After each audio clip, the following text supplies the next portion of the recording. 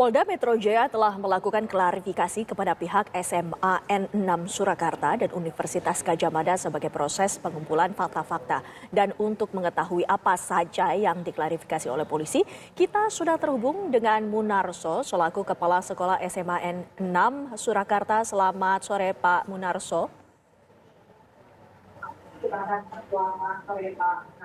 Selamat sore, Mbak. Ya, Pak Munarso, dalam perihal klarifikasi yang dilakukan oleh pihak kepolisian, siapa saja perwakilan dari SMA N6 Surakarta yang hadir?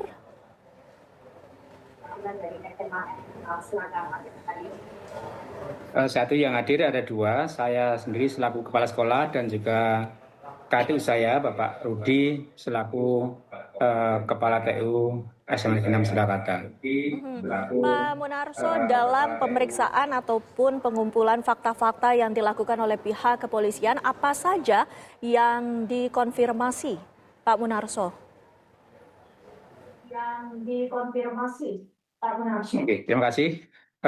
Memang benar dari Polda Metro Jaya kemarin hari Selasa datang ke SMA N6 Surakarta untuk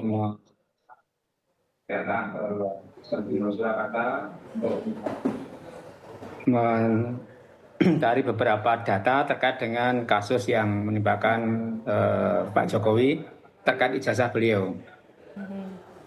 Yang pertama, kami menyampaikan beberapa dokumen, yakni dokumen buku induk, berupa buku induk yang sudah lama sekali, bahkan sampulnya pun sudah dimakan serangga dan itu orisinil sekali.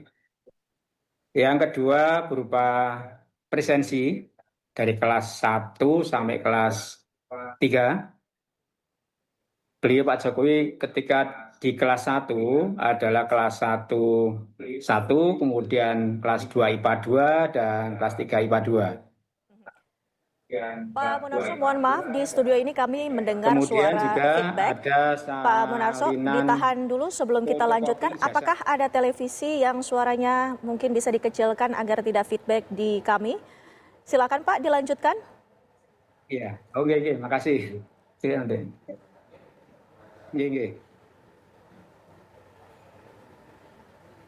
Jadi pertama buku induk, yang kedua buku presensi siswa, yang ketiga salinan fotokopi ijazah milik Pak Jokowi, kemudian juga beberapa salinan lembar fotokopi SK, mulai dari SK pendirian yang namanya dulu SMEP sampai usulan jadi nama SMA Negeri 6 Surakarta, dan juga SK dari Kementerian Dikbud tahun 85 yang sudah meresmikan bahwa SMP berubah jadi SMA Negeri 6 Surakarta.